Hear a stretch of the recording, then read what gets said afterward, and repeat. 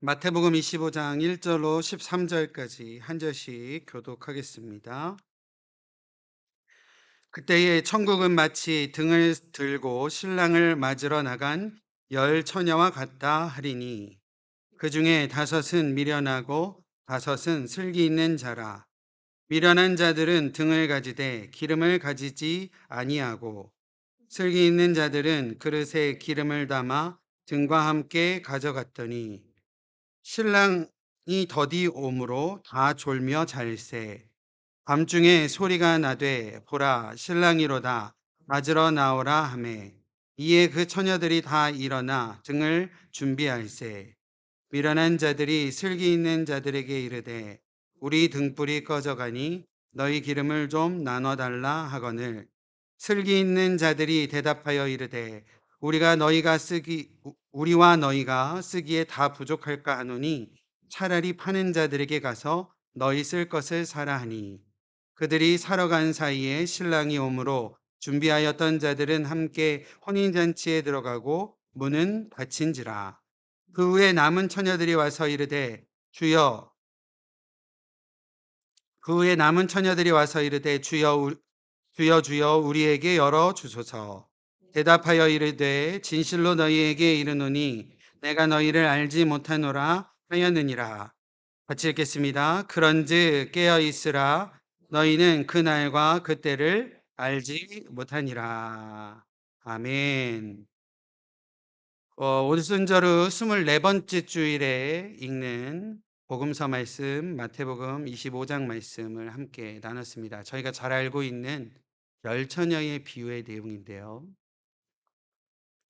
앞서 앞장인 마태복음 24장에 예수님께서는 예루살렘 성전이 파괴될 것이다 라고 예언을 하시고 예고를 하시고 또 종말에 대해서도 마태복음 24장에 말씀을 하고 계십니다. 종말과 심판에 대해서 말씀을 하십니다.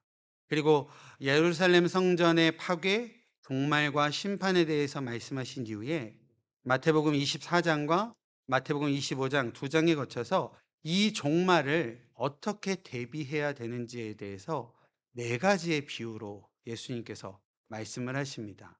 그 비유들을 하나하나 말씀드리면 첫 번째로 마태복음 24장 45절에서부터 51절까지는 청지기의 비유에 대해서 나오고 있습니다. 주인이 종에게 모든 것들을 맡기고 잠깐 떠나 있을 때 그 종이 악하게 행하고 주인이 언제 올지 모르고 또 주인이 늦게 올 것이다 라고 생각하고 자기 뜻대로 자기 멋대로 하다가 주인이 와서 주인의 노함을 받는 그런 청지기의 비유에 대해서 첫 번째 비유가 나와 있고요. 두 번째 비유가 오늘 본문인 열처녀의 비유입니다. 세 번째 비유는 우리가 잘 알고 있는 달란트 비유라고도 하죠. 돈을 맡은 종들의 비유가 오늘 본문의 다음에 나와 있고 네 번째 비유는 양과 염소의 비유 이렇게 네 가지 비유를 통하여서 종말이 올 텐데 하나님의 마지막 때가 올 텐데 그것을 성도들이 어떻게 준비해야 되는지에 대해서 네 가지 비유로 설명을 하고 있다라는 겁니다. 이 비유들 모두는요, 그 핵심은 바로 그 날과 그 시는 하나님 외에는 알 수 없다. 하나님만이 알고 계신다라는 것과 그렇기에 슬기롭게 깨어 있고 슬기롭게 준비하며 슬기롭게 너희에게 맡겨진 사명을 묵묵히 잘 감당해야 된다라는 말씀의 내용들이 이 비유의 핵심이다라는 사실입니다. 우리 사랑하는 위더스 교회 성도 여러분들의 삶 가운데에 이러한 슬기로운 성도의 삶, 슬기로운 성도의 삶을 통하여 마지막 때를 잘 준비해가는 귀한 은혜가 저와 여러분들에게 득하시기를 주님의 이름으로 축원드립니다. 오늘 본문의 첫 단어는요 이렇게 시작합니다. 그때에라고 시작을 하는데요. 이 그때에라는 단어의 헬라어 원어는 토테입니다. 이 토테라는 단어는요. 마태복음 전체에 많이 나와요. 한 90번 정도 나오는 표현이기는 한데 특별히 오늘 본문과 앞장인 마태복음 24장과 25장 이 두 장에 이 토테라는 단어가 8번이나 반복하여 사용을 하고 있습니다. 그때에. 때에 이렇게 사용을 하고 있다라는 거죠. 여기서 특별히 이 마태복음 24 장과 25 장에 예수님께서 예루살렘 성전의 파괴를 말씀하시고 또 예 종말을 말씀하시고 또 종말을 어떻게 이겨 나가야 될지에 대한 비유를 설명하시면서 "그때에"라는 표현을 하신 것은, 여기서의 그때라는 것은 인자의 시간, 그러니까 주님께서 오심의 때, 종말의 심판의 때를 가리키는 단어라고 할 수 있겠습니다. 오늘날을 우리가 크리스천으로 살아가는 저희들은요, 주님의 다시 오심을 분명히 믿고 소망하는 사람들인 줄로 믿습니다. 그리고 다시 오실 주님의 때를 간절히 기다리며 고대하는 자들의 삶이다라는 사실입니다.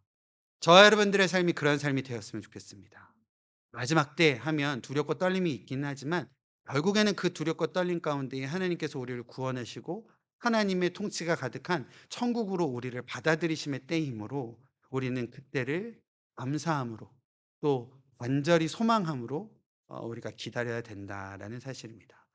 같은 절에요, 이런 표현이 나오는데 천국이라는 표현이 나옵니다. 이 천국이라는 표현의 원어는요, 바실레이아 톤 우라논인데요. 바실레이아라는 단어가 왕국, 킹덤이라는 뜻이에요. 그리고 톤 우라논이라는 것은 heaven입니다. 다시 말해서 the kingdom of heaven, 하나님의 하늘 왕국이라는 의미를 가지고 있습니다. 보통 우리가 성경에 천국이라는 표현으로 인해서 마치 천국이 지리적이고 영역적인 표현이라고만 생각해서 다소 그 뜻이 조금, 그 뜻과 의미와 개념이 축소되는 듯한 느낌이 있습니다. 사실 이 하나님의 나라라는 이 표현은요, 구약적인 어떤 배경으로 살펴보면 히브리어 말쿠트라는 단어가 이 어원이라고 하기보다는 배경이라고 할 수 있겠는데, 이 말쿠트라는 이 의미는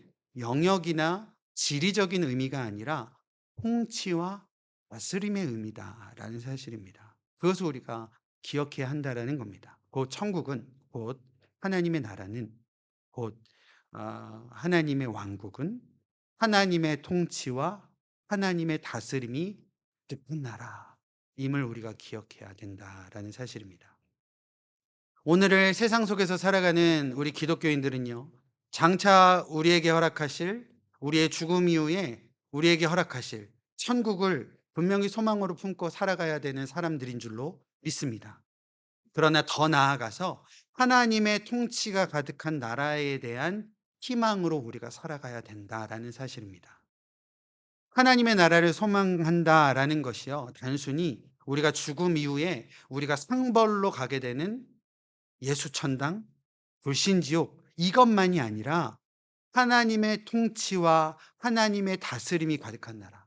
성경에는 하나님의 통치와 하나님의 다스림이 가득한 나라를 뭐라고 표현하고 있냐면 공의와 정의가 실현되어지며 사랑과 평화가 가득한 나라. 우리가 꿈꾸는 나라 아니겠습니까? 그죠? 바름과 정의로 바로 세워진 나라. 그리고 모두가 사랑하고 모두가 평등하며 모두가 평화 가운데 누리는 그러한 나라를 우리가 꿈꾸고 있지 않습니까? 바로 하나님의 통치와 하나님의 다스림이 가득한 나라는 그러한 나라임을 우리가 기억하여 그 나라를 마음의 소망으로 품고 믿음으로 살아가는 저와 여러분들 되어져야 한다라는 사실입니다.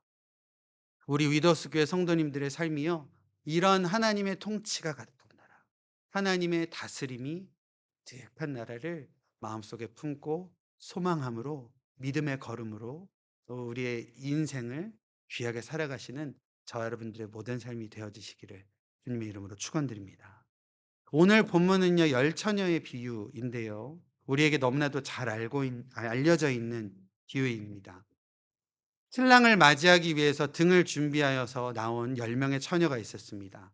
10명의 처녀에 대해서는 신부라고 이야기하는 자들도 있고 들러리였다라고 이야기하는 어떤 해석들도 있습니다. 크게 중요하지는 않을 것 같습니다. 그러나 이 신랑이 옴을 준비하는 이 10명의 처녀가 이 신랑을 기다리며, 간절히 기다리며 등을 준비하여 나왔는데, 안타깝게도 신랑이 오는 시간이 지연돼 버렸습니다. 늦어졌다라는 겁니다. 지연되어지는 시간 동안 10 명의 처녀는 모두 한 명도 빠짐없이 졸고 있었다라고 성경은 기록을 하고 있습니다. 그러나 한밤중에 신랑이 도착했다라는 온다라는 소식을 듣고 부랴부랴 신랑의 행렬을 맞이하는 등을 준비하고 있는 모습입니다. 성경에 슬기롭다라고 표현되어져 있는 슬기로운 다섯 처녀는 등과 함께 충분히 사용할 만한 기름을 그릇에 준비하였지만, 그리고 준비했던 등을 가지고 그 신랑의 행렬을 맞이하게 되었지만, 안타깝게도 나머지 다섯 명은 여분의 기름을 준비하지 못하여서 기름을 준비한 여인들에게 처녀들에게 "기름을 좀 나눠 달라. 빌려 달라."라고 요청을 했지만, 우리가 다 같이 충분히 사용할 만한 기름이 되지 않는다라고 하여서 거절을 당하게 되는 모습입니다.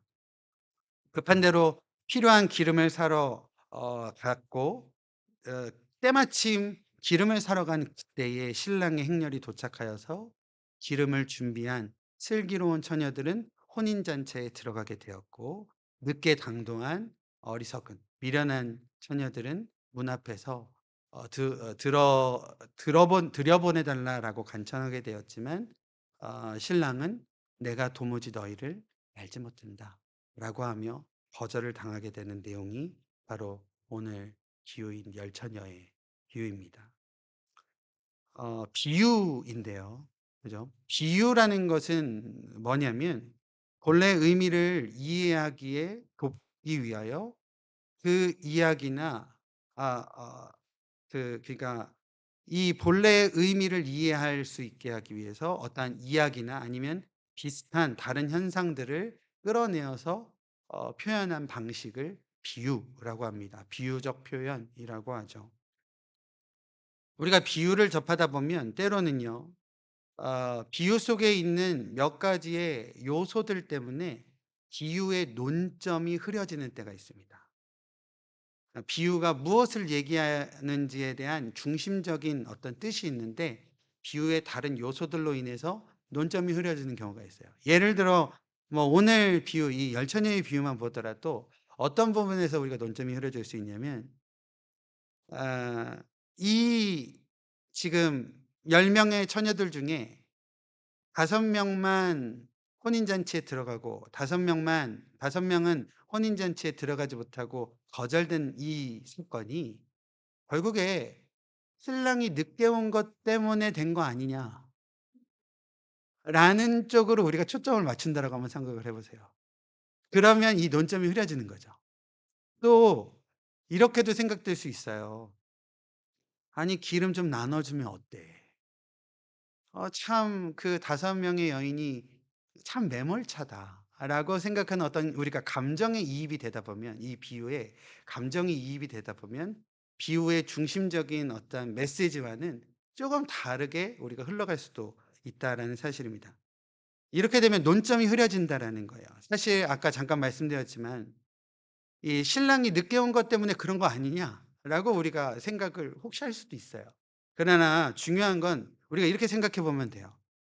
오늘 이 열천이의 비유뿐만 아니라 앞에 나오는 청지기의 비유에서도 보면 이 주인의 모든 것을 이제 맡겨진 이 종이요, '주인이 늦게 올 거야. 주인이 천천히 올 거야.'라고 생각해서 어떻게 하냐면 자신이 멋대로 어 그것을 쓰고, 또 친구들과 또 이렇게 그 친구들을 불러다가 마음껏 막 이렇게 뭐라 그래요?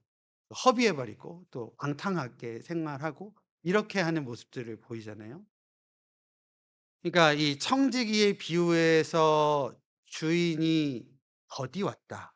아니면 "언제 올지 모른다."라는 것과, 또 열처녀 비유에서 이 신랑이 "더디 왔다."라는 것은요, 누구의 관점에서 얘기하는 거죠?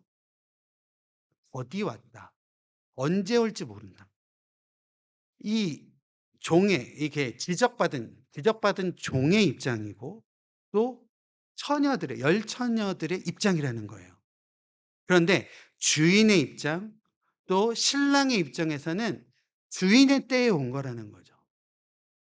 그리고 신랑의 때에 왔다라는 겁니다. 바로 우리들의 입장에서 보게 될 때는 이 비유를 잘못 생각할 수도 오해할 수도 있고 또 논점이 흐리게 될 수도 있다라는 거죠. 바로 주인의 입장에서 신랑의 입장에서 그의 정한 때 그 바른 때에 왔다라는 거고 아까도 잠깐 말씀드렸지만 토태 그때에 왔다라는 거죠. 그때에 왔다라는 것을 우리가 기억해야 된다라는 겁니다. 저희가 지금 비유를 우리가 받아들임에 있어서 조금씩 조심해야 됨에 대해서 말씀을 드리고 있는데 해석적인 부분에서도 그런 것 같아요. 해석적인 부분에서도 비유는 어떠한 그 중심의 메시지를 전달하기 바르고 바르게 전달하기 위해서 그것과 비슷한 어떤 현상과 이야기들로 이렇게 이야기하는 거라고 말씀드렸잖아요. 근데 비유의 어떤 요소를 너무나도 우리가 이것을 해석하려고 하고 '이것은 지금 오늘날 무엇인가?'라고 생각해서 해석을 그렇게 하려고만 한다라고 한다면 조심스러울 수도 있다라는 거죠. 뭐 예를 들어서 오늘 이 비유에서 준비되어져야 될 기름은 오늘날 무엇이냐? 등은 오늘날 무엇이냐? 이게 성령이냐? 믿음이냐? 이것을 "이게 정답입니다."라고 해서 해석해서 우리에게 말하는 것도 우리가 이해하는 것도 조심스러움이 있다라는 사실입니다. 예를 들어서 이런 거예요. 우리가 어렸을 때부터 한국 전래동화도 많이 듣고 이솝 우화도 많이 듣잖아요. 많이 읽잖아요. 이솝 우화 가운데에 곰과 두 친구라는 이야기 있습니다. 아시죠? 곰이 딱 나타났는데 한 친구는 막 도망가고 한 친구는 곰이 인제 가까이 오니까 죽은 척하잖아요. 요번에 저희 야외 예배 갔는데 쉘터 옆에 "곰이 출현할 수도 있다."라는 표지가 있더라고요. 야외 예배 갔어요. 근데 곰이 나타났어요. 그럼 저희가 이솝우화 '아 이솝우화에 그렇게 얘기했지.' 해서 조는 척하거나 자는 척하면 어떻게 될까요? 끝장납니다. 끝장이 날 수도 있어요. 그러지 않겠습니까? 우화죠, 우화. 비유라는 거죠. 한국 전래동화 이런 내용이 있었습니다. 우리가 숲속을 가는데 호랑이가 나타나요. 그러면 "아이고 형님, 우리 어머니가 형님을 얼마나 어 그리워하고 계신데요. 지금 어머니가 아파 계십니다." 그러면 호랑이가 그다음 날부터 아침에 일찍 들짐승을 잡아다가 지겠습니까? 이유라는 거죠. 비유를요 너무 우리가 디테일하게 '이거는 오늘날 이거야.'라고 해서 해석하고 하는 것도 조심스럽다라는 거예요. 비유란 그 이야기가 전하려고 하는 중심의 메시지가 중요하다라는 거죠. 오늘 열 처녀의 비유를 통하여서 우리에게 말씀하고자 하심은 천국, 하나님의 나라, 하나님의 통치가 가득한 그 하나님의 나라의 도래함이 오미 더뎌짐으로 인하여 우리가 때로는 그 기다림이 지쳐질 수도 있고 또 무뎌질 수도 있고 또 무감각해질 수도 있지만 반드시 그날은 올 것이다라는 것이죠. 믿으십니까? 그날과 그 시는 아무도 알 수 없지만 반드시 그날이 오므로 깨어서 준비해야 된다라는 것을 우리 가운데 말씀하고 계신다라는 사실입니다. 또한 마태복음 안에서의 이 비유의 위치를 통하여서 그 위치에 따라서의 의미도 우리가 생각해 볼 수 있을 것 같습니다. 서두에 말씀드린 대로 종말을 준비하는 자에 대하여 기록한 마태복음 24장, 25장의 네 가지의 비유 가운데에 첫 번째 비유인 청지기의 비유, 세 번째 비유인 달란트의 비유로 알고 있는 돈을 맡은 종의 비유. 이 비유는요. 마태복음뿐만 아니라 누가복음에도 비슷하게 나와 있습니다. 똑같지는 않지만 비슷한 내용으로 나와져 있습니다. 이 두 비유는요. 청지기의 비유, 돈을 맡은 종의 비유는 곧 종말이 하나님의 심판의 때가 오게 되는데 그 누구도 그때와 그 시는 알 수 없으니 오직 하나님 아버지만 아시니 맡겨진 청지기 종으로서 맡겨진 종들로서 우리에게 사명을 잘 감당해야 된다라는 메시지를 우리 가운데 전하고 있다라고 한다면 두 번째와 네 번째 열 처녀의 비유와 양과 염소의 비유는 마태복음에만 있다라는 사실을 통해서 우리가 잠깐 그 의미를 좀 유추해 볼 수 있을 것 같습니다. 마태복음은요, 유대인들을 향한 말씀이에요. 그런 의미라고 생각을 해 본다라고 한다면 양과 염소의 비유, 열 처녀의 비유는 곧 분리됨, 마지막 때에 하나님께서 어떻게 마지막 때를 준비해 왔는지에 대한 모습에 따라서 하나님께서 그것을 구분하심의 뜻이 있다라는 사실을 우리가 기억해야 된다라는 겁니다. 그래서 열 처녀의 비유의 마지막에 보면 5명의 처녀는 혼인 잔치에 들어가게 되고 나머지 5 처녀는 늦게 왔을 때 문이 닫혔다라는 표현이 나와져 있죠. 마지막 때를 준비하는 자세가 어떠한지에 따라서 분명한 차이와 결과가 있다라는 사실을 우리가 기억해야 된다라는 겁니다.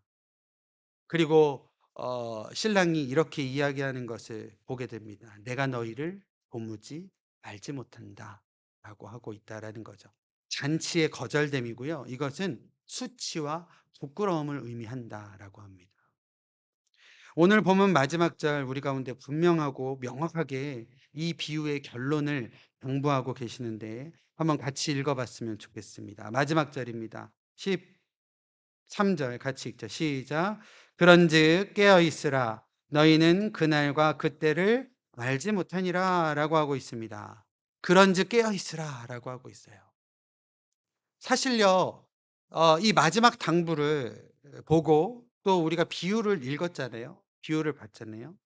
사실 쪼금 이렇게 쪼금 이해가 안 되는 부분이 "깨어 있으라."라고 하는데 분명히 졸긴 졸았는데 미련한 5 처녀만 졸진 않았어요. 5절 보면 다 졸았죠. 그죠? 5절 보면 "신랑이 더디움으로 졸며 잘세라고 하고 있습니다. 그렇기에 결론적인 말씀에서 "그런즉 깨어 있으라."라고 하는 것이 단순히 "잠들어 있지 말고 깨어 있으라."라는 말씀이 아닌 것을 우리가 알 수 있을 것 같아요. 우선 문자적으로 우리가 살펴보면 깨어 있으라라는 이 표현의 원어인 헬라어 그레고레이테라는 표현이 있는데 이 그레고레이테라는 표현은 현재 명령형입니다. 현재 명령형이라는 것은 일시적인 행동으로 끝나는 것이 아니라 지속적인 상태를 유지하라라는 의미가 담겨져 있다라고 합니다. 이 그레고레이테라는 단어가 쓰여진 다른 성경들을 한번 볼까요? 고린도전서 16장 말씀에 깨어 믿음에 굳게 서서 남자답게 경건하여라라는 표현이 있고요. 마태복음 26장에 예수님께서 졸고 있는 제자들에게 하신 말씀들 너희는 여기 머물러서 나와 함께 깨어 있으라라고 할 때에 깨어 있으라라는 표현 그리고 시험에 들지 않게 깨어 기도하라라고 할 때의 표현이 이 그레고레이테라는 표현입니다. 사도행전 20장에도 같은 표현이 나오고 있습니다.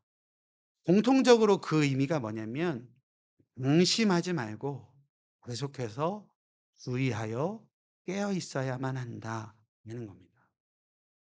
방심하지 말고 계속하고 계속적으로 지속하여 주의하고 깨어 있어야만 한다라는 의미다라는 사실입니다. 또한 이 비유에서요. 슬기로운 5 처녀와 미련한 5 처녀의 분명한 차이점을 통해서도 우리가 살펴볼 수 있을 것 같습니다. 10 명의 처녀가 모두 졸고 있었다라는 것은 동일하나 단 한 가지가 달랐는데 슬기로운 처녀는 일 이 신랑 일행을 맞이할 등과 함께 여분의 기름을 그릇에 담아 왔던 것에 반해 미련한 처녀들은 등을 가지되 기름을 준비하지 않았다라는 점을 우리가 볼 수 있을 것 같습니다.